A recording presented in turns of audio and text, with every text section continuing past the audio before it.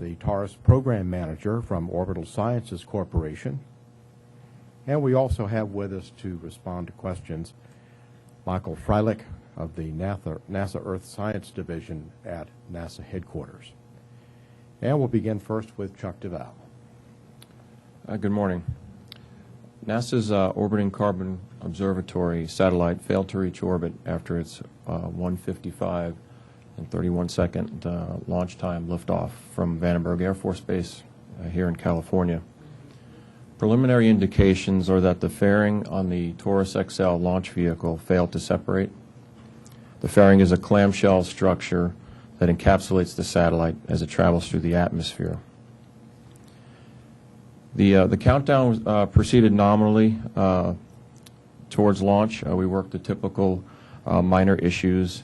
We did have one issue with the flight termination system receivers and the capturing of that with the range.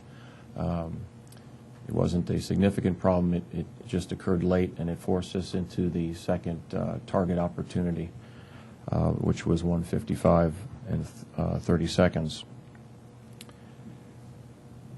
We reached consensus and targeted the T0, and the sequence of events were we did have stage 0 ignition. The first stage on Taurus is actually called stage 0. It's Castor 120, and it ignited at 1:55:31 local time, and all indications were nominal. At that point, the motor proceeded to burn for approximately 1 minute and 24 seconds, where it burnt out, and the first stage ignited. That proceeded normally and burned out at 2 minutes and 43 seconds into the flight. That separated 5 seconds later and allowed the second stage to ignite 1 second after stage 1 separation. At that point, 7 seconds after stage 2 ignition, we expected to see fairing separation. We had indications that the sequence was sent. But shortly after that, we started getting indications that the fairing did not indeed separate. And at this point, I'll turn it over to John Brunschweiler to speak to that event. Well, first let me say that and our whole team, at a very personal level, are disappointed in the events of this morning. And it's very hard, and we are, as I said, at a very personal level, upset with the results.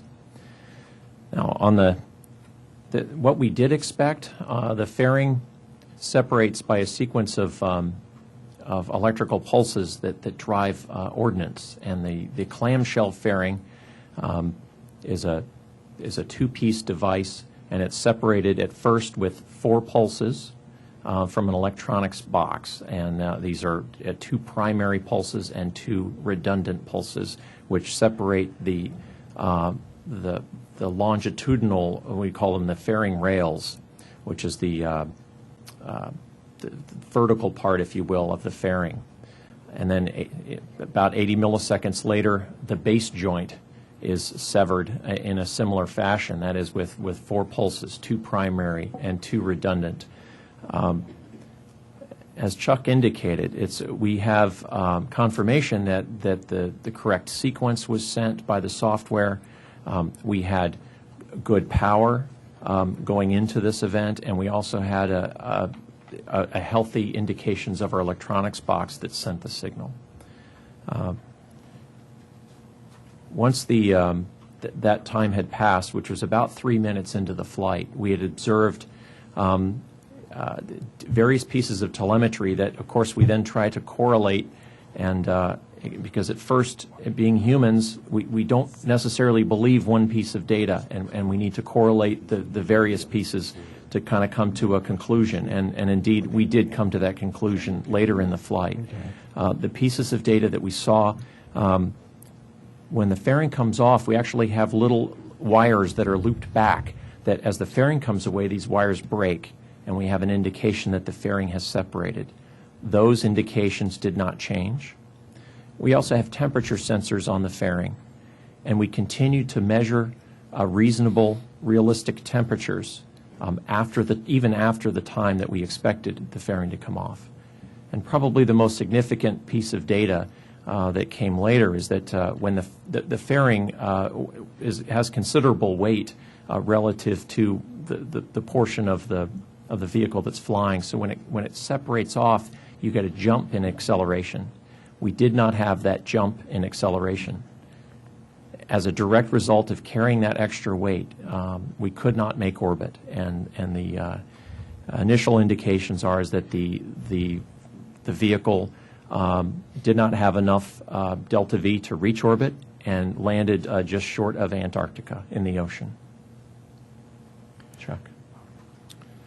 A Mishap investigation board is being convened to determine the cause of the launch failure.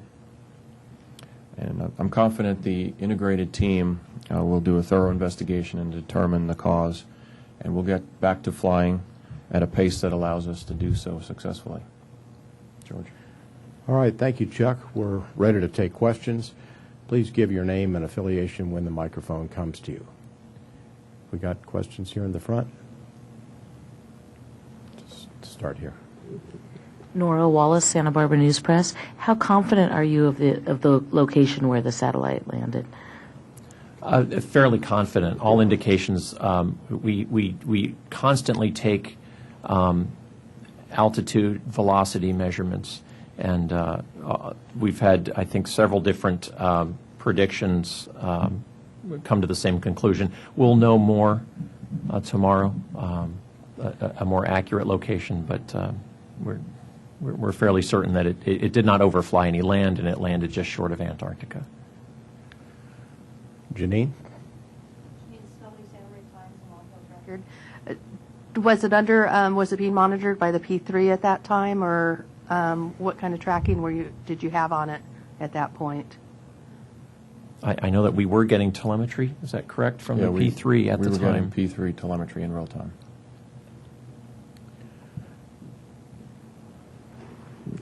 Chris Stoltz, Santa Barbara Independent.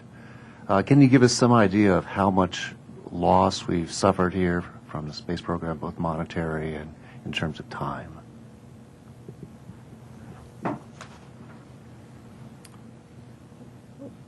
I think the total mission, I'm not sure of. I think it was, I'm not sure if I'm the best one to answer that. We can probably get that information for you. I guess we just don't have it at our fingertips here. But, certainly for the science community, it's a huge disappointment. As you've heard from this morning, the anticipation of this groundbreaking spacecraft to measure what is in the forefront, of every newspaper. It's taken so long to get here. Michael, do you want to add anything to that? Sure. As was said, OCO was an important mission to measure critical elements of the carbon cycle. And over the next several days, weeks, and months, we're going to carefully evaluate how to move forward and advance that science, given our evaluation of the assets that are on orbit now, the assets from our international partners, and the existence of flight spares and everything, in order to thoughtfully put together a program to, as rapidly as possible, pick up where OCO left off and advance Earth system science. Any further questions here? Question in the back.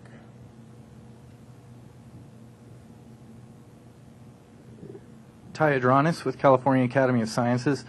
Were there any hazardous materials on board, and if so, what environmental repercussions can we expect to see?